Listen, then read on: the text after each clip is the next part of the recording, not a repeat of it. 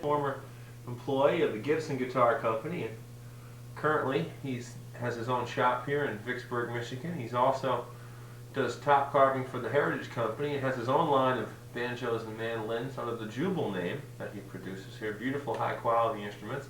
And Aaron's been kind enough to demonstrate for us how the Stradivarian method of top carving has been transferred from the violin and then down towards the jazz guitar as we know it today. And Aaron, if you'd be kind enough, why don't you show us that beautiful Jubal of yours? And these are Jubals that Aaron makes, and they're based on the F style of instruments that people are real familiar with. And isn't that beautiful? See the grain on the back there. Thank you, Aaron. And that was the concept that Orville Gibson borrowed from Stradivarius and put into his mandolins, which are now world-renowned. And one can venture a guess to say that these mandolins really are America's Stradivarius. I'd like to think so. So Aaron, I'm going to focus in over on the basis of the top here on the right. And what you see before you is a top. If you could turn that to its side, please, Aaron. And you can see the thickness of that. It's approximately 1 inch. About 1 inch. And what happens is that goes through an automatic carving machine that roughs out that shape to save a lot of physical labor. And that's, is that Sitka spruce? This one here is Engelmann. It's Engelmann spruce, which is used for the top. And then, Aaron, if you could please describe how it gets from that state to where you are now. Well, when we get this done from the machine, then the first thing I'll do, before I do any cutting out, is I'll check the thickness of it. Different places to see just about where we are. It all varies a little bit. And when I see that we got pretty much what we want, I will, depending on the size instrument I'm making, this is one that's already cut out, I will put that pattern, a pattern I have that's slightly oversized on there, and draw it out to cut it out of this block. And you leave it slightly oversized, Aaron, so it can join to the rest of the body? A little oversized, so it allows you for, because when you build a rim, they can vary by a fraction of an inch sometimes. You have to allow a little bit for clamping and all that. Okay. And then this one here, the outside has been smoothed down. After I cut it out of here, I'll smooth the outside down first. Pretty much to the shape of where I want it. And then this one here has been cut. The F-holes have been, mine are hand cut. These have been cut out, they got to be filed out to the exact size right now, a little more. But when I get it to this point here, then I can start on the inside and start. And then after I get that far, I'll draw out where the rim sets, where the head block and tail block set against it. Aaron, if you'd be kind enough, you have that other instrument on the floor there. If you could perhaps show this one that. here? Yeah, Okay. so just demonstrate the head block and everything that you've discussed. Here's a rim that would go on this eventually with the head and tail block in it. Right. If you could just put it right, hold that right there. Right, and I can see how that mates together. And inside that body you've got the purfling. Could you run your finger along that, please? Here? Yeah. Yeah, that's purfling. It's a strip of wood, triangular in cross section, and it's got the little curves cut in it so that allow it to bend. Super. This is a non-cutaway here. This style doesn't have any cutaway. Now here's a back on a rim of this same style and everything. And now the back is made of flamed maple? Yep, this is curly maple, the back. Now is that a tuned back? Yeah, that's what you call a tuned back. So the process for the back tuning would be Well, pretty similar? Yeah, very similar. It's thickness. It's the graduating the thickness of it. The main process of. Pretty much down where we want it when we put it on the rim. There may be a little more sanding on it after we get it together, but basically we know where we want it. So if you could please just give us a run through a demonstration of how the carving and tuning would proceed. Okay, well, what I do first, after I mark it out on the inside, is I would go over the whole thing, and I would measure it in different areas, Okay. and I'll write on there the thickness. Now this is again pretty similar to what a violin builder would do. Right, that's exactly what a violin builder does. Okay. They measure it. Of course, theirs are a lot thinner, but I start in the middle because right where the bridge sets between these 2 points is where I'll start, and I'll mark on here the thickness of it. And in different areas, all over it mainly, but is the thickness in the middle is usually the thickest spot. As it goes toward the edges, it's graduated smaller, thinner. And you have, I guess, a fairly standard set of measurements that you work from? It's pretty standard, but it depends on the wood you're working with. Now, if you're working with, as I start to carve this by hand, you can feel the way the wood feels. Some wood feels harder than others. Okay. If it's a harder wood, then I know that I got to go to a little bit different thickness than if it's a softer wood. So there is a certain amount of standard size there, but you got to go by what the wood is. In other words, if you made every one exactly the same, they'd still sound a lot different. And you may go to where one would be a certain thickness, maybe too thin on another piece of wood that's softer. And now, in your opinion, is that where the human factor of this construction process tends to come in? Yeah. Where you use your own judgment on? Right. Yeah, that's a lot. That's a big factor. You can't just write down the thickness and write it on paper and just make every one like that. If you do that, you're going to have the same effect if you have a laminated top that's pressed out of layers and every one is the same. You're going to end up with the same type of outcome, you know. And also, it would make a difference on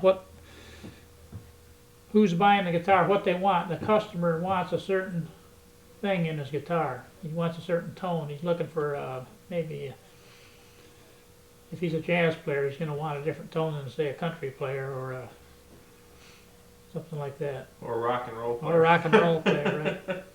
Rock and roll players don't too often get these, but some do. But the jazz players are looking for a certain, they want that old vintage sound from the 30s and 40s. Sure. So and this is one of the planes I use. And if I got a long ways to go, I use this bigger plane to do this. This one without. And those are violin builders' planes? Yeah, I guess that's what they're called, violin planes. That's one of the bigger ones, and these are the smaller planes. You get a little more control with that one when you're coming around here.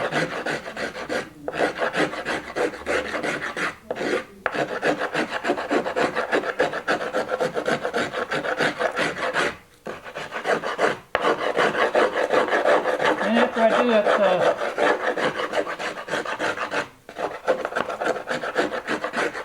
I usually do it in sections, maybe quarter sections, and work on it. And then after I do some carving with my plane, I'll check the thickness again and see just how close I'm getting to what I want. Now, when you're doing that carving, you will go across the grain and with the grain both? Sometimes on the top you can go mostly with the grain. It depends on the runout. Like you notice I turned it around because it was digging in. Because the runout's coming out up at this angle. So when I'm coming across there, so it's coming off clean. If I was to go the other way, it'll kind of dig in. See how it's Gouge it, sure. So I'm coming this way. But now on a back, with a curly maple, it's a whole lot different situation. Sometimes it'll dig in no matter what you do, and sometimes going crossways like this on maple will work out easier than it will going with the grain. Sometimes just about you have to do that. And if this See the runout going this way? Well, on this side, a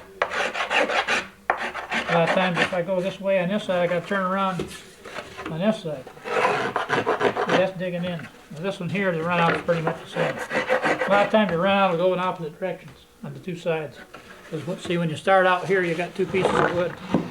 It's all out of the same piece, but you got that seam and the grains is identical on both sides. And that's what they would call a book match. Book match, right? It starts out real thick, split down the middle, and then folded out this way, and then joined at the middle. And depending on the edge grain, the end grain, you may turn one end per end in order to get these. If these lines go at an angle, you don't want them to do the same all the way across. Right. So you want one going this way and one this way. And if they're all going exactly vertical, then you wouldn't have to flip it end for end. At least that's the way I do it. So. Now, Aaron, when you were back at Gibson, when did you start carving? Top? Yeah. Well, actually, I started top doing it on mandolins first. When we would make the mandolins. And that was in 1979 when we actually started doing the tuned ones. And then it was probably 1980. Yeah, I believe it was 1980 when I actually started working on guitar tops. And they were making Kalamazoo Award Oh, guitars. sure. And also the Citation I carved on some of those. That was actually the only two that they tuned back then. Kalamazoo Award and Citation. Now, the base that you're carving on is a felt line, Yeah, concave base? it's a board that we took and carved it out inside. More or less, you got the top will lay kind of down in here, yeah, and it's lined with felt. And that'll hold, that way you don't hurt, you know, if you're pushing hard. You won't scratch the top? Well, you won't break it. That's the biggest thing. Because this stuff it's very strong, but it also will crack on if you bend it too much. It won't take a lot of flexing. It'll take stress, but it won't take a lot of bending.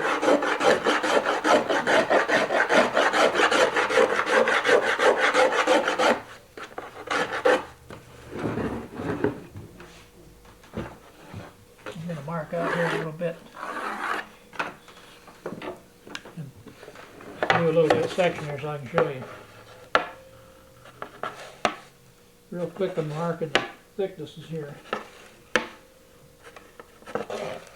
So the numbers that you'll put there are based on your caliper readings? Yeah. The thickness, yeah.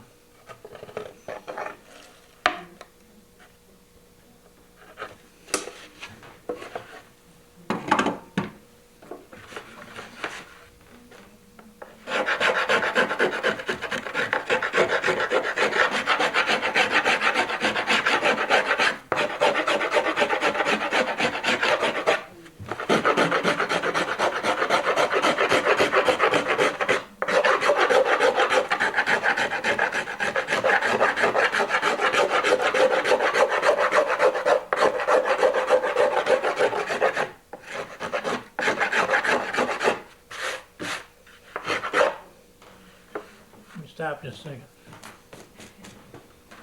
Hi. Hi.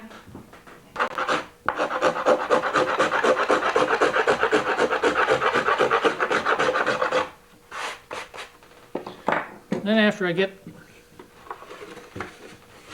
a little more carved and keep checking the thickness.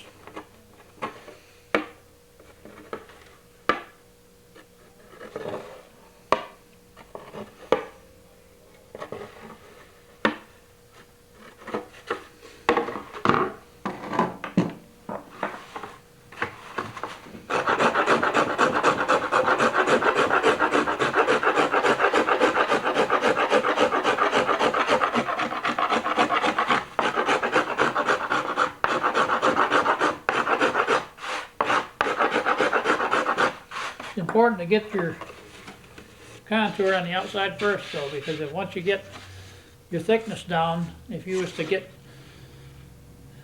get it turned over on the outside of it and see that you didn't have it where you wanted the right shape, then you'd be out of luck because you might go too thin with it then. So you're gonna have to, you need to just get your contour real nice where you want it.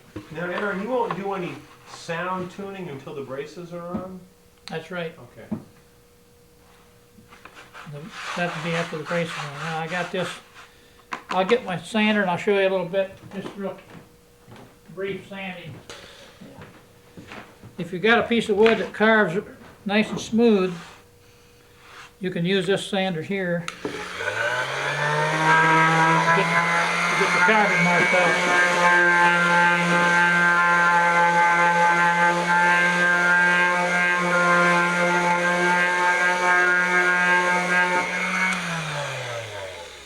I won't go through the whole thing, it can take you an hour, but So basically, you're just taking the sanding scars. I'm getting the sanding marks out, and then when I get the sanding marks out, I'll check it again for thickness, and if there's any other spots where I gotta go thinner, I'll do that. Now, Aaron, how long do you think this process takes you generally from the time you start carving the top? Carving the top, the machine part of it takes about an hour to do both sides. If you count setting this machine up and getting it bolted down and everything. About an hour for the machine part, and this part here can vary. It can be anywhere from you can spend a good part of a day on one of these. Wow. The back actually takes you longer because it's harder material. The top you can do. When you're doing the outside, like I said before, you got to get that contour just right. And once you get that, then you got to take your time and get that right where you want it. And then once you get that and get it all smooth, it's down to where now all it needs is mostly fine sanding. After I put the binding in, it'll need more sanding. After you bind the F-holes, and then same with the back side of it. Usually I leave a little extra around here until I get the binding on it. Then at this point right here, usually in fact I'll do the F-holes, I'll bind the F-holes. Then I'll finish carving the inside with that F-hole bound so that it comes out nice and even.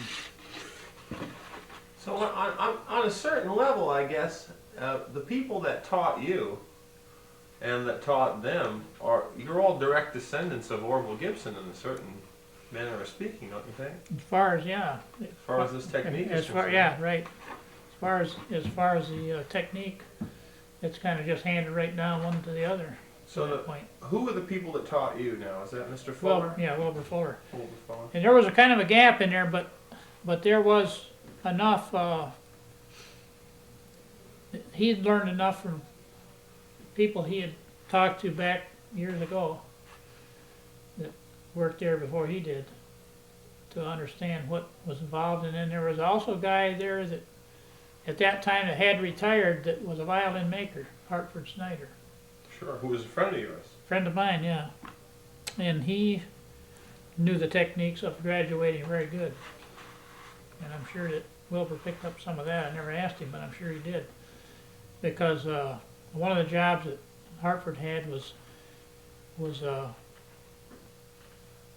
graduating these tops, and that was on a production basis more or less, where they weren't really tuning them, but he would graduate them down, and he could get them pretty close there. So this was back in the 60s then? Back in the probably 50s. Wow. When he was doing that.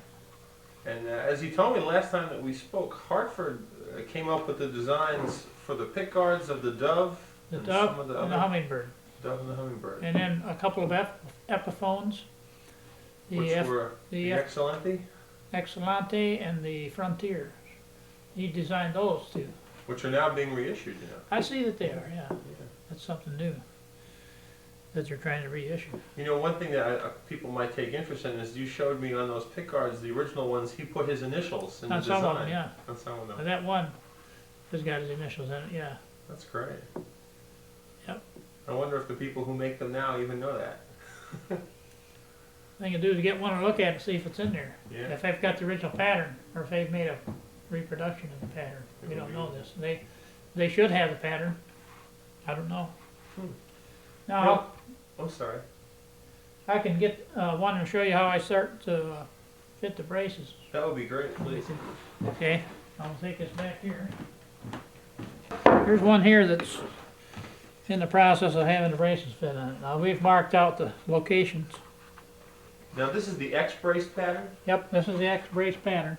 as opposed to parallel bracing. Yep. Now could you please just show how parallel bracing would lay on the top? Just so Okay. we have a comparison for folks. The X brace crosses right up here like this. Parallel bracing would be approximately, if it's an acoustic model, this is only approximate because I don't have the figures in front of me. Approximately like this, there is some angle to them usually. But if it's an electric model, it's going to have the pickups cut into the top. They are in fact parallel. And then an X brace model would have a floating pickup, similar to say a Johnny Yeah. Smith. Although I did see a Johnny Smith that somebody cut right through it and put a pickup in it. Wow. You can see the braces where they, when you look at the hole, there's a little chalk on there to get the fine fitting. And I'll use a file and file that down. Anyway, once you get them both fit to the top, so they fit, then you notch it to go right together. Okay. Now how do the sounds compare from the X bracing to the parallel bracing? Well, really,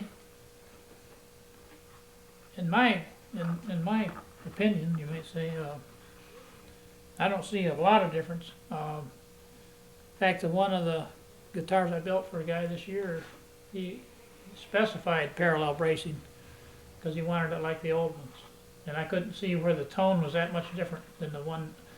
I had three of them right side by side, two X brace and one parallel, and the tones of them, I couldn't, you couldn't have picked it out.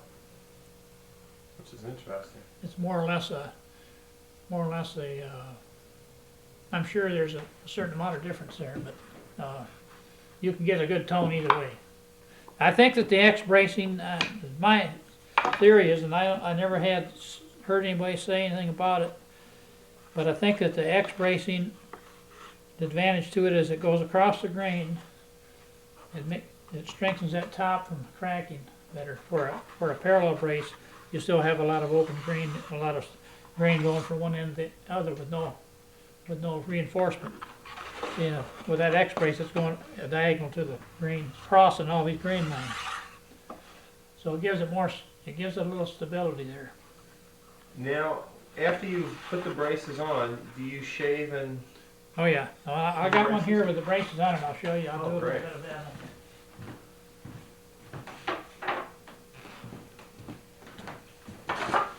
Here's one with the braces on it, and I got the little strip in there for the center strip. And that's to help the seam stay together? Yeah, it's to reinforce that seam just to make sure you don't have any separation. And this is one that I've already got glued up. And it's fairly heavy, as you can see. A standard guitar, say a Johnny Smith, would have this kind of bracing. Wouldn't be quite this heavy